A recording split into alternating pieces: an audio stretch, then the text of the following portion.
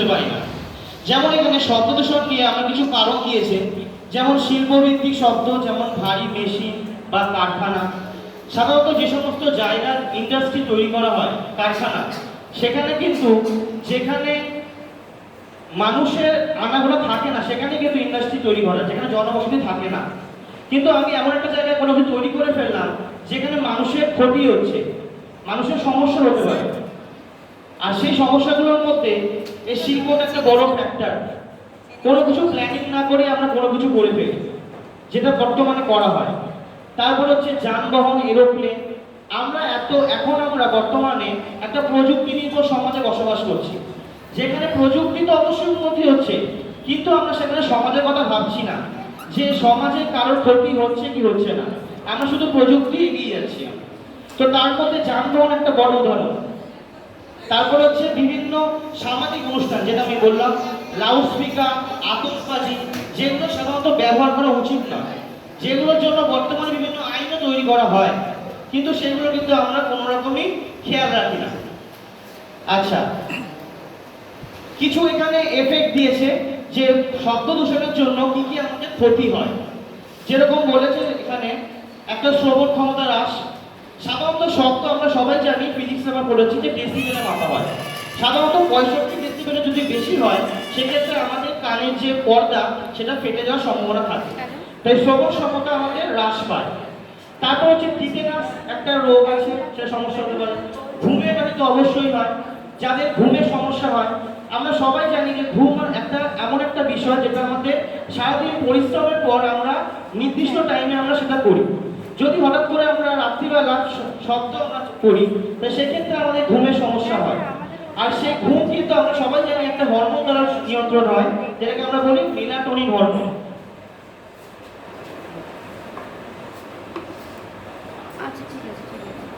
আচ্ছা, এবার আমি চলে আসছি জল দূষণ নিয়ে।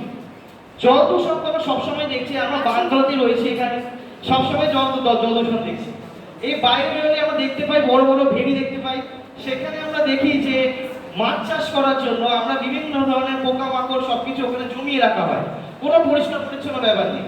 আর সেখানে আমরা যেগুলো করছি সেগুলো আমরা বুঝতে পারছি যে আমাদের জন্য ক্ষতিকর, আমাদের রোগ জীবাণু হচ্ছে, তারপরেও কিন্তু আমরা সেগুলোর কোনো খেয়াল রাখি না। যেমন ধরুন বিভিন্ন কঠিন মদের পথে ছবি দেখতে পাচ্ছি আমরা এখানে। আমি রিসেন্ট ইয়েতে গেছিলাম, হাওড়া গেছিলাম, তখন আমি ওখান থেকে দেখতে পাচ্ছি যে যখন আমি নৌকো করে যাচ্ছি, সাইড দিয়ে বিভিন্ন কারখানা আর বিভিন্ন মানে টয়লেট থেকে বিভিন্ন নোংরা পাইপ এসে সেই জলের মধ্যে পড়েছে, যেটা আমরা ছবিতে দেখছি।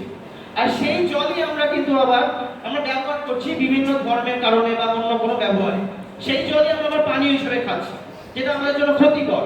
কারণ সেই জলের মধ্যে বিভিন্ন রকমের সীসা বলেন, পারদ, বিভিন্ন ধরনের যেগুলো বিষাক্ত পদার্থ যেগুলো জমে রয়েছে, আর সেগুলো আমাদের শরীরে ক্ষতি করছে। তারপর হচ্ছে বিভিন্ন পশুর বর্জ্য পদার্থ, যেটা আমি বললাম। তারপর কীটনাশক। কীটনাশক মানে যেগুলো আমরা কেমিক্যাল ফার্টিলাইজার যেগুলো ইউজ করি। বর্তমানে আমরা জৈব সারের উপর খুব গুরুত্ব দেওয়া হচ্ছে, যেগুলো সাধারণত আমরা জীবের থেকে পাই। কিন্তু আমরা কি করছি, আমরা সবাই রাসায়নিক জিনিসের উপর আমরা ধীরে ধীরে নির্ভর হয়ে পড়ছি, যেহেতু আমরা প্রযুক্তি। আর যেটা আমাদের কি হয়, যখন বৃষ্টির মাধ্যমে আমাদের অ্যাকচুয়ালি কি হয়, যখন রাসায়নিক সার আমরা জমিতে ব্যবহার করি, তখন সেটা বৃষ্টির মাধ্যমে ধুয়ে আবার সেই জলে গিয়ে মেশে, মানে পুকুরে বা খালে বিলে, সেখান থেকে আমাদের কি হয়, আবার সে জল দূষণ হয়। তাই জল দূষণের ফলে আলটিমেটলি কি কি সমস্যা হয়, যেমন আমাদের বাস্তুতন্ত্র, তাই না? আমরা সবাই জানি জলে কিন্তু বিভিন্ন ধরনের জীব থাকে, সেটা বিভিন্ন ধরনের শৈবাল হতে পারে, বিভিন্ন ধরনের ছত্রাক হতে পারে, মাছেরা থাকে। আর প্রত্যেকটা জীবই কিন্তু একজন আরেকজনের উপর কি নির্ভরশীল। তো যেখানে মাছ মরে যায়, তাহলে স্বাভাবিক ব্যাপার, একটা যদি কোনো জীব পৃথিবী থেকে আস্তে আস্তে করে অবলুপ্ত হতে থাকে, তাহলে আস্তে আস্তে করে সমস্ত জীব কিন্তু পৃথিবী থেকে অবলুপ্ত হবে। আর তার মেইন কারণ কিন্তু এক জল দূষণ। তারপর দেখুন জলবাহিত রোগের কথা বলেছে। জল থেকে আমরা সবাই জানি যে বিভিন্ন রকম ব্যাকটেরিয়া থাকে জলের মধ্যে, যেমন টাইফয়েড, কলেরা, যেগুলো থেকে আমাদের শরীরের সমস্যা হয়। তারপর হচ্ছে কিছু বিষাক্ত পারদ। এই যে আমরা বর্তমানে অ্যাকোয়াগার্ড ইউজ করি, অ্যাকোয়াগার্ড যে বর্তমানে তৈরি করা হয় সবগুলো কিন্তু এই ফিল্ট্রেশন যে ব্যবহার করা হয়, সেখানে পারদ একটা বড় একটা ফ্যাক্টর, যেটা আমরা বুঝতে পারি না, যেটা আমাদের নিজের অজান্তে আমাদের শরীরের মধ্যে ক্ষতি করে। ঠিক আছে? আচ্ছা, তারপর হচ্ছে ইউটিফিকেশন। ইউটিফিকেশন খুবই একটা বড় পয়েন্ট। ইউটিফিকেশন হচ্ছে জল দূষণের সবচেয়ে মেইন কারণ। আমরা সাধারণত দেখতে পাই যখনই আমরা সাধারণত পুকুর খালে বিলে দেখি যে জলের মধ্যে এক ধরনের লেয়ার পড়ে থাকে, যেটা সবুজ ধরনের লেয়ার, আর যে লেয়ারের জন্য বেসিক্যালি এক ধরনের শৈবালটা দায়ী হয়। কোনো কোনো জায়গায় আমরা দেখি যে জলের রং সবুজ হয়, আবার কোনো কোনো জায়গায় আমরা দেখি জলের রং কেমন হয়, লালচে হয়। আর তার মেইন কারণ হচ্ছে যেহেতু জলে দূষণটা বাড়ছে, জলে শৈবালের পরিমাণ বাড়ছে, সেক্ষেত্রে বায়োলজিক্যাল অক্সিজেন ডিমান্ড শুরু হয়, মানে জলে অক্সিজেনের কি হয়, ঘাটতি হয়। আর সেই ঘাটতির কারণে অনেক জীবই কিন্তু আস্তে আস্তে করে কি হচ্ছে, মারা যাচ্ছে। আর তার মেইন কারণ কিন্তু জল দূষণ।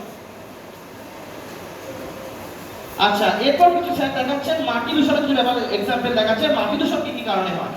মাটি দূষণ কিন্তু একটা বিশাল বড় ফ্যাক্টর বর্তমানে, যেটা আমরা জানি।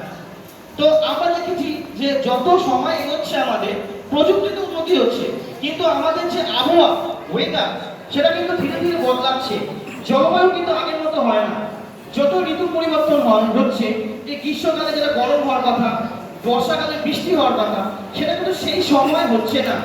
অনেক জায়গাতে আছে যেখানে বৃষ্টির এতই সমস্যা, সেখানে মাটিতে খরা দেখা দিচ্ছে।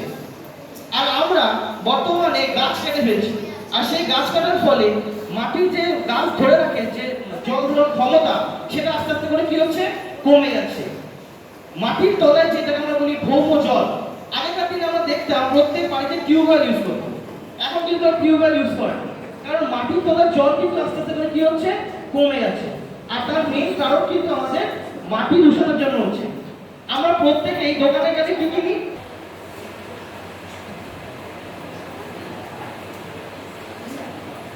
আচ্ছা, এবার মাটি দূষণ